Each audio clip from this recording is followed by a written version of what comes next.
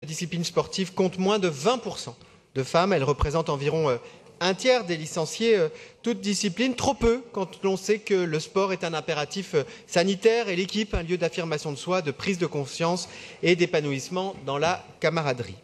C'est particulièrement le cas dans les sports considérés comme masculins, virils, entre guillemets, comme les sports de force, de combat, automobile. C'est aussi le cas dans le football, sport le plus populaire en France, qui compte plus de 2 millions de licenciés, dont seulement 7% sont des femmes. Niveau sport professionnel, les femmes représentent moins de 40% des sportifs aidés et sont encore trop peu nombreuses dans les postes d'encadrement, et ce, malgré les principes de parité qui existent dans des instances comme le CIO. Dans les médias, le sport féminin est encore maltraité. D'après le CSA, en 2016, 20% des rediffusions sportives étaient consacrées au sport féminin seulement. C'est le double de 2012, c'est mieux, mais là encore, beaucoup trop peu. Et les commentaires des commentateurs sont encore trop empreints de sexisme, de machisme et peuvent virer à l'insulte déguisée. On se souvient, durant les derniers Jeux Olympiques, des petites phrases de ces messieurs qui disaient par exemple de Cathy Ledecky, recordwoman du 400 nage libre, qu'elle nage entre guillemets comme un homme. Ils parlent de rugbywomen françaises qui sont quand même beaucoup plus mignonnes, beaucoup plus féminines que les américaines, jusqu'au petit Pikachu pour désigner les gymnastes chinoises. Le sport, c'est peut-être un des univers donc qui cristallise le plus les stéréotypes et les barrières de genre.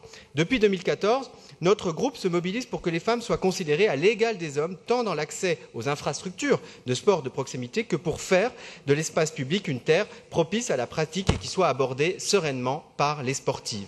Nous avons donc déposé des vœux en ce sens en novembre 2018 ou encore au précédent Conseil de Paris dont la communication portait sur le sport justement. Et nous avons travaillé ensemble d'ailleurs de manière fructueuse sur ces questions. En ce qui concerne le football professionnel, nous sommes plusieurs fois intervenus pour dénoncer l'inégalité d'accès aux grandes infrastructures. Il ne fallait pas que les joueuses s'y entraînent, au risque notamment d'abîmer la pelouse.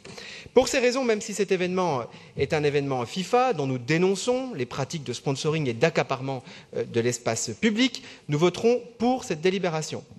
Car c'est par ce genre de grand événement sportif que la pratique féminine pourra continuer son essor. Comme le dit Corinne Diacre, sélectionneuse des Bleus, seuls les résultats feront que les gens s'intéressent au foot féminin, si tant est que ces derniers soient proprement mis en valeur par la ville. Nous veillerons toutefois, comme pour chaque événement sportif, à ce que les marques sponsors de l'événement ne soient pas les seules à profiter de cette compétition à coup de pub invasive. Je vous remercie et bonne chance à nos joueuses.